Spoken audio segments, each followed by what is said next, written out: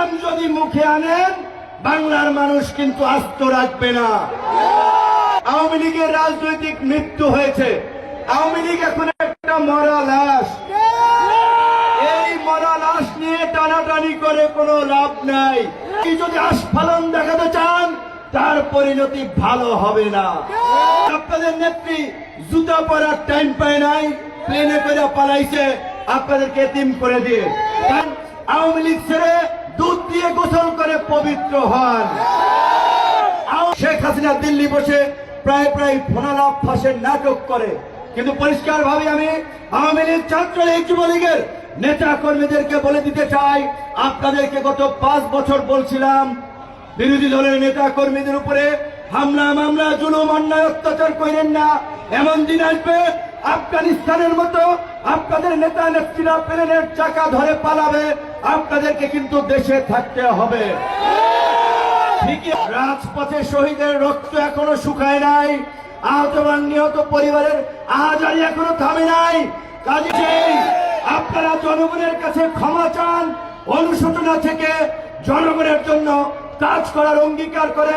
একই সাথে অন্যান্য দলের নেতৃবৃন্দকে আমরা বলতে চাই, এই গণতান্ত্রিক লড়াই সংগ্রামে প্রত্যেকটি রাজনৈতিক দলের নেতা কর্মীদেরকে রক্ত দিতে হয়েছে, সংগ্রাম করতে হয়েছে, জীবন দিতে হয়েছে।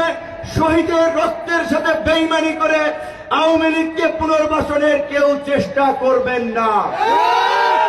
যারা এই ফ্যাসিস্ট আওয়ামী লীগ এবং তার দোসরদেরকে পুনর্বাসনের চেষ্টা করবে তাদের বিরুদ্ধে দলমত নির্বিশেষে আমাদেরকে ঐক্যবদ্ধ হতে হবে। আমাদের রাজনৈতিক মত পথের ভিন্নতা আছে, পার্থক্য আছে। দেশ এবং জাতির প্রশ্নে আমাদের এক অভিন্ন অবস্থান নিয়ে আগামীর বাংলাদেশ বিনির্মাণে এগিয়ে যেতে হবে। বিএনপি, জামাত, গণ অধিকার পরিষদ 42টি রাজনৈতিক দল আমরা যুগপৎ আন্দোলন করেছিলাম। কাজেই আমি মনে করি এই 42টি রাজনৈতিক দল ছাড়াও এই আন্দোলনে আমাদের যে তরুণরা নেতৃত্ব দিয়েছে সেই তরুণদের যে অবদান, অন্যান্য রাজনৈতিক দলের যে অবদান, দেশের প্রশ্নে প্রতিবাদের প্রশ্নে সকলকে আলাপ আলোচনার মধ্যে দিয়ে আগামীতে সিদ্ধান্ত নিতে হবে।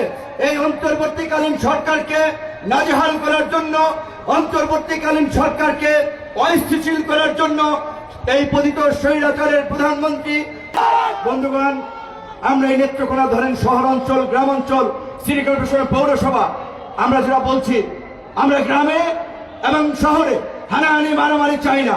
শেখ হাসিনার পতন হয়েছে, সবাইকে নিয়ে আমরা আগামী নতুন বাংলাদেশ বিনির্মাণ করতে চাই, যেখানে মারামারি হানাহানি থাকবে না।